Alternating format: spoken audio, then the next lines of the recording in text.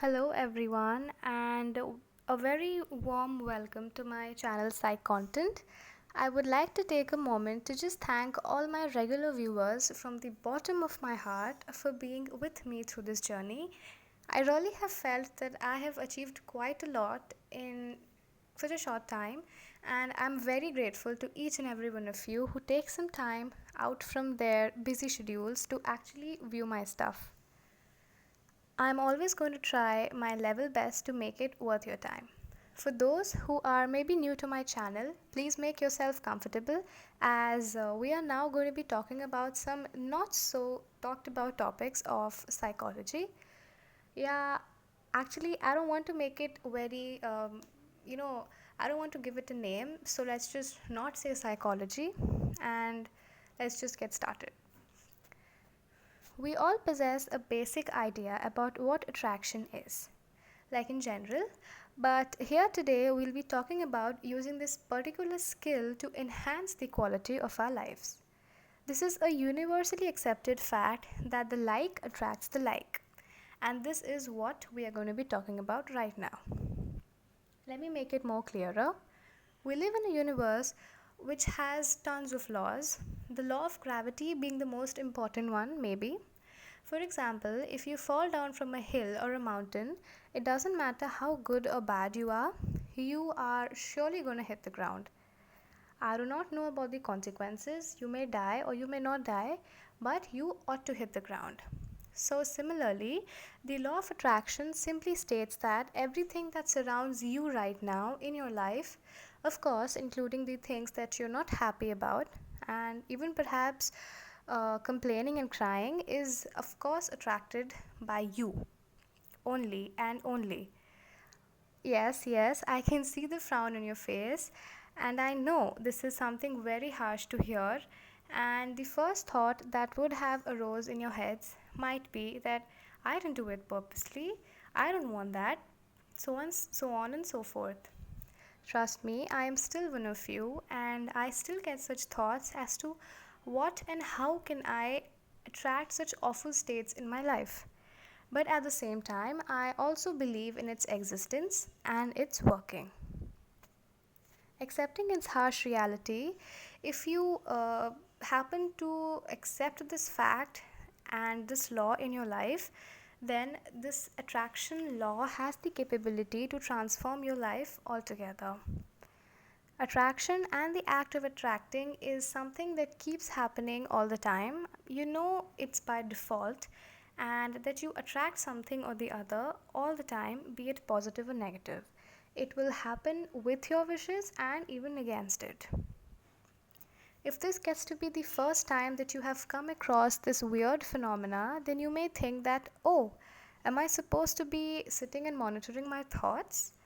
Well, let me tell you, it's almost impossible to monitor your thoughts, as with certain studies, it's proved that we have about 60 to 70 thousands of thoughts a day. Now, that's a huge amount. You may now imagine your state if you want to sit and actually administer each one of them. Let me inform you that there is one respite that you've got by your side, is that instead of wasting your energy on monitoring something so impossible, we can actually administer our feelings. As we know, there exist two types of feelings, that's the good and the bad, and we all know the difference between the two as well.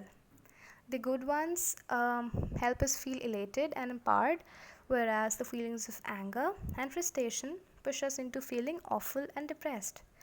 This is something we all have experienced, so we do not have to be talking about this in length. There are several times during the day when we have this weird kind of state wherein we do not know what we are going through and what our state exactly is. So, at that points of time, we need to just sit down for a moment and ask ourselves very unbiasedly as to what is happening inside us and what are you feeling. And this may help you get aware about yourself more and more as and when you start using this technique. If it gets difficult to analyze yourself during the day, then you can probably do this at the end of the day. while you're on your way to sleeping the day off. You can just take out a couple of seconds to ponder upon your dominant feeling. That is, how have you felt throughout the day, and that will surely decide the type of thoughts you had throughout. For example, if you can recollect that the entire day you had this neutral feeling throughout. For instance, if you have been feeling okay from the morning to the afternoon and so on, then it surely means that your thoughts would also be consistent with your feeling. And that will also help you get to know what kind of thoughts your day had dominated with. After you get hangs about what you are feeling, you will slowly start to keep tabs on your thoughts. It'll happen on its own, you don't have to do anything about it. So basically, the end result is knowing the nature of your thoughts, but through an easier way, that is to introspect your own feelings. For those who do not know what introspection means, this is another word for being self aware.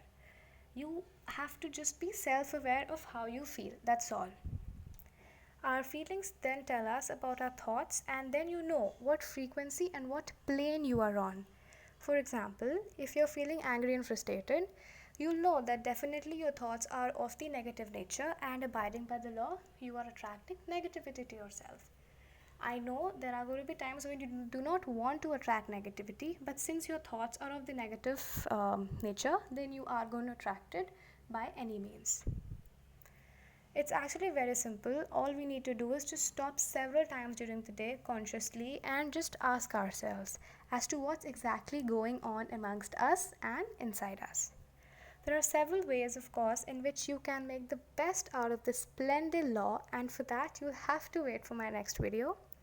I just want to say that we've got to be more and more conscious and self aware about what that mind up there processes, and that's going to be enough for us.